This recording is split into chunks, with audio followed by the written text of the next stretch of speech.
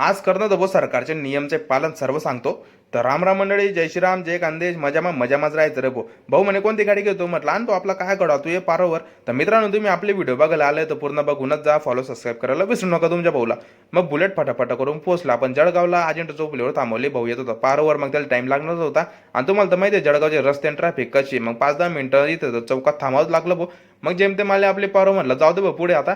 आलंच म्हटलं त्या मागे काशीनाथ लॉजवर जाणं होतं. तिथे ना यामाच्या शोरूमच्या बाजूला मंडप वगैरे टाकला होता आरटीवाल्यांनी.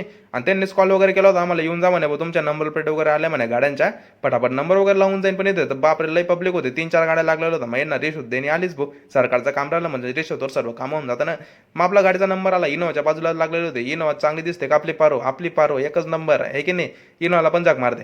मग कसा विषय झाला माहिती आहे का, नंबर प्लेट वगैरे आणल्या भाऊ, पटापट तिथे सह्या वगैरे मारल्या.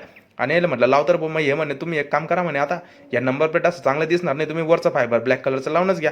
आता सरकारचं काम राहिलं म्हणजे मग पैसे तर खर्च करणं झाले 300-600 रुपये. पण जाऊ द्या, नंबर प्लेट तर एकदम भारी दिसत होती. मी ताईन जोड आलं म्हटलं त्यात आमचा घोडाचा नंबर. म्हणे कोणता घोडा आहे म्हणे तुमचा. म्हटलं बुलेट ना. मग असं सांगा म्हणे मला असलीवाला घोडा. अरे नाही हो माऊली म्हटलं तसं. मग भाऊला आणले भाऊ गाडी इकडे बाजूला लावली. याला पण रिश्वत दिली भाऊले. तो यांना 10 गाड्यांमध्ये आपला गाडीचा नंबर लावला. आणि जे नट निघत होते कतरत होते बापा, नंबर प्लेट आपण तोडून टाकत होते. मैंने फोटो वगैरे काढला भाऊ, ते पण आणि वगैरे घेतला आणि तिथून निघालो. तर मित्रांनो भेटू आता आपण पुढच्या व्हिडिओमध्ये. तोपर्यंत जय श्रीराम, जय खानदेश. आता सीधा घरीच जाणे. फॉलो सबस्क्राईब करायला विसरू नका तुमच्या भाऊ.